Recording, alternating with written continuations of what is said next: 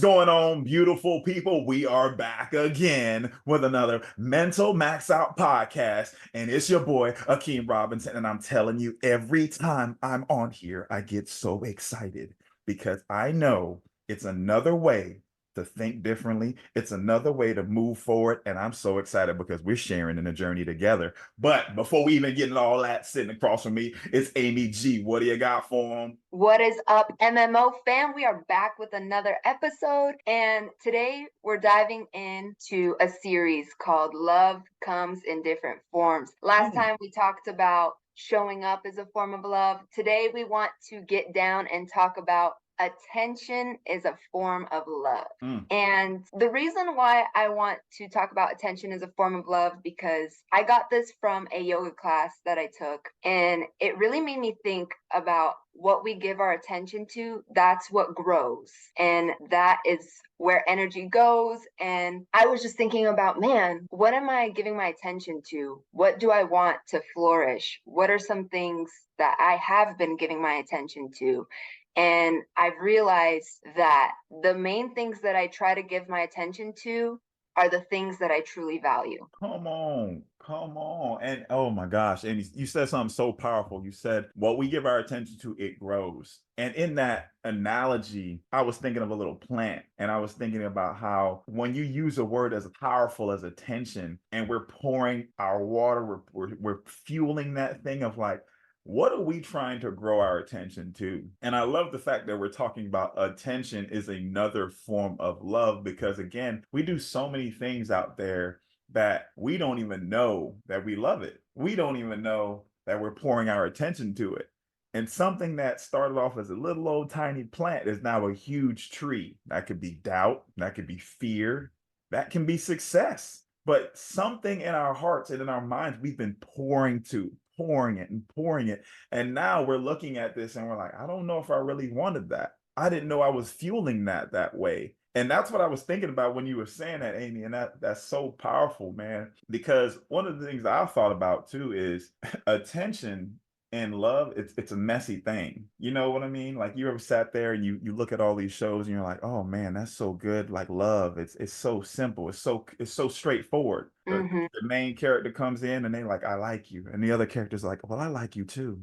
And then the other character's like, no, I really like you. And they're like, oh, I really, really, really like you. And they're like, oh, well, then I love you. Then I love.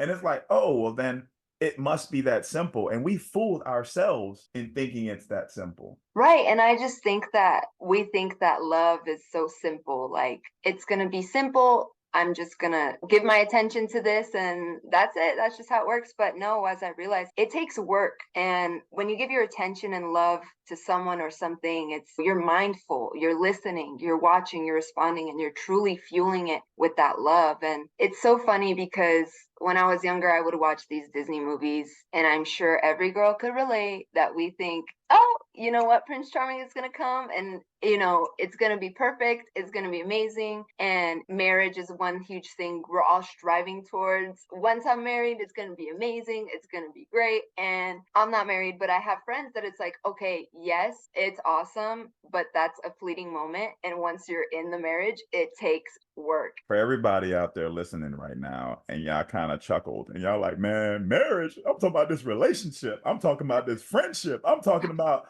my brother, my sister, whatever. They all take work. I was volunteering. I got home. And when I got home, Allison was like, hey, you want to go for a run? And I looked at her and I looked at Serena and I was like, well, I've been gone for the past 5 hours. Heck no, I don't want to go for a run.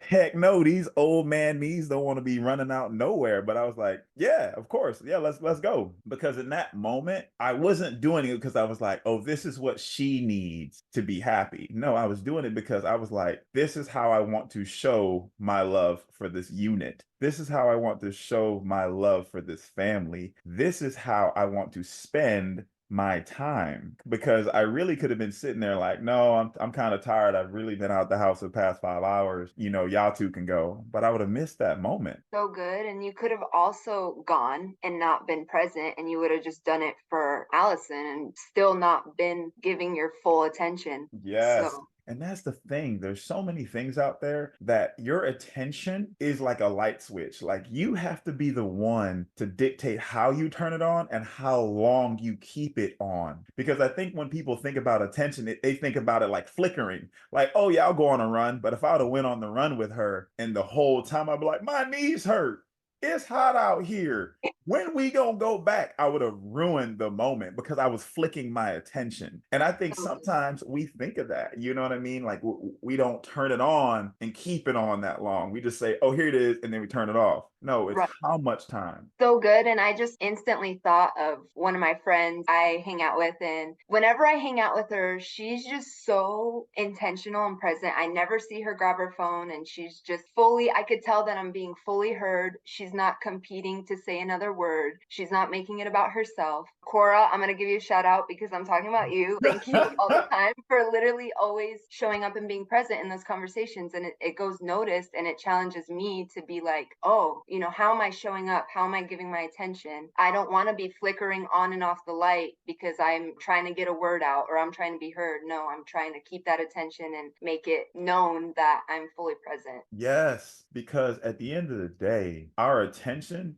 dictates what we value. If you continue to pour your attention into wasteful things, things you don't have to be attentive for, and then you turn around and you say to yourself, why am I not going anywhere? Why is the same things happening? Why am I repeating to do the same things? You might need to look at what you've continued to pour your attention to, because sometimes that can be the issue. I remember, so this is like a little bit dating back a little bit. At Clemson, I was so scared of playing offensive line that I was like, there's no way they're going to make me play offensive line, and there's no way they're going to make me be 300 plus pounds. And so what I was doing was, I'm just not going to eat. Literally, I'm an athlete, and I'm like, I'm just not going to eat, and that will keep my weight down. But I ate literally just the Pop Tart to get me through the day. And was I getting through the day? Yes. But in hindsight, my body broke down. I don't think I had the right mental and mind because that broke down as well. And now, fast forward to today, if I would continue to do that, certain things in my life would be breaking down because I'm not giving the right attention to things that needs proper care, proper attention to be given to.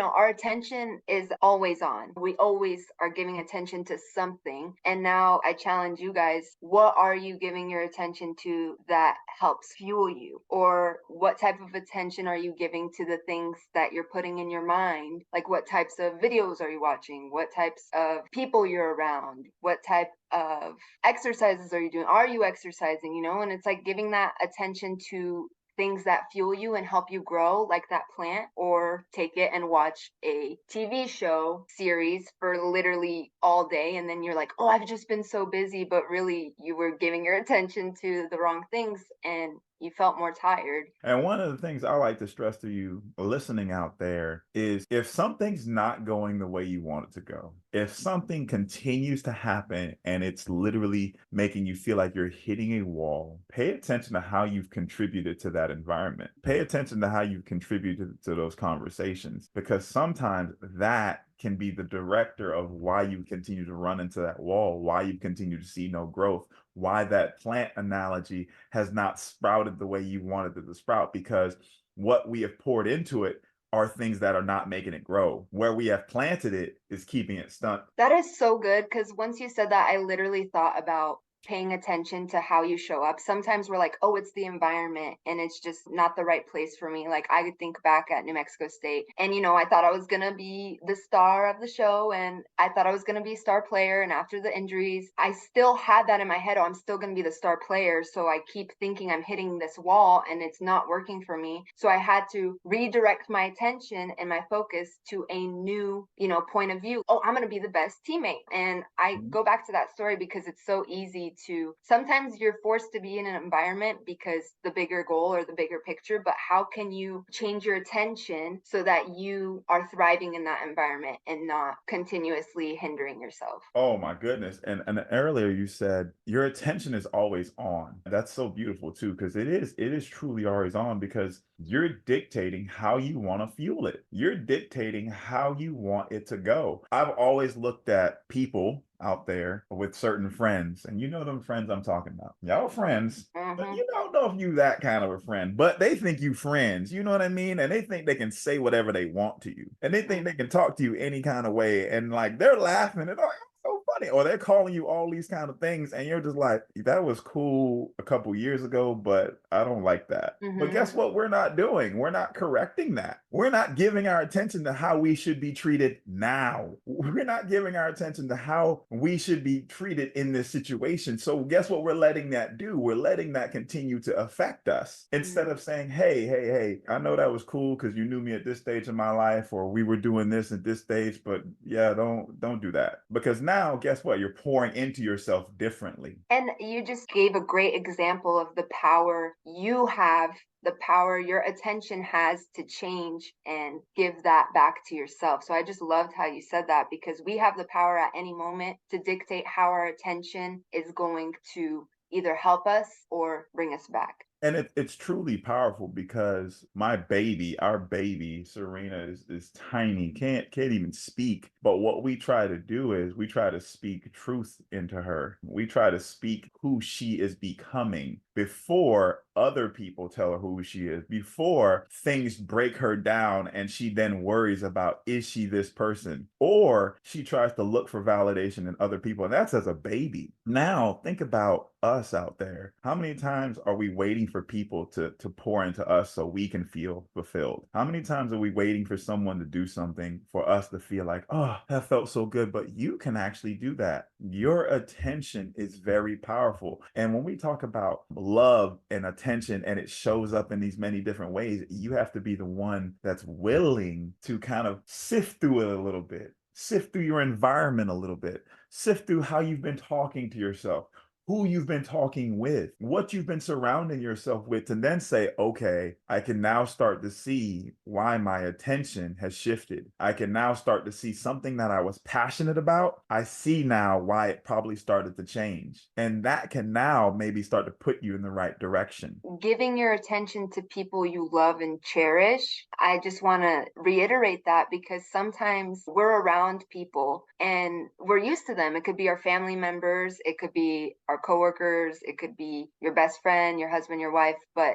sometimes we overlook them because we're always around them or we're comfortable with them. So our attention could naturally drift because we're used to that. And so I just want to reiterate, take some time to pause and give your attention to the people that you love and you cherish, and truly be there mindfully, listening, watching, asking intentional questions, because when we pour that out and we show that, it gets reciprocated back to us, and we start to pour in attention and love back to ourselves, because that's how we're showing up for others. And that's such a beautiful way of putting that too, because one of the things that you can do, and again, we're so appreciative of you listening, but one of the things that I did, because I realized I was not giving attention to loved ones, is that in my commute to work, what I used to do is and still do is I would call somebody.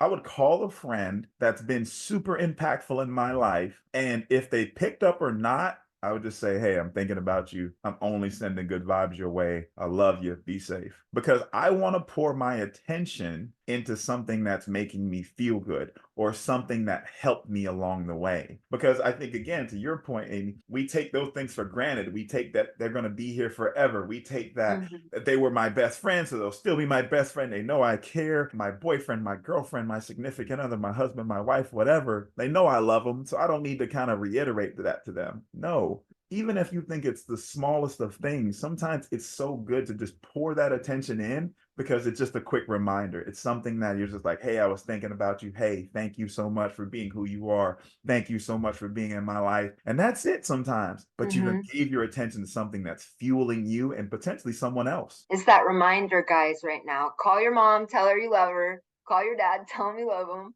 Call your best friend, tell him you love them. We keep going through life. We get so caught up in ourselves and what we want to do, where we need to be, where we want to go, that we forget that the people that helped us along the way, we need to come back and give them that love and attention, that, hey, thank you for being a part of my journey. Thank you for propelling me forward. Thank you for taking the time to pour into me. So it's that reminder, and pause in the middle of the podcast to That's On it. the to-do list, that's something you should do.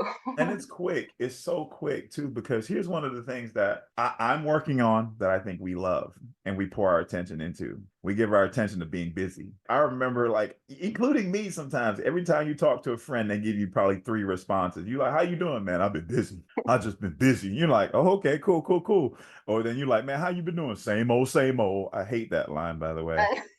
Well, Or same that, old.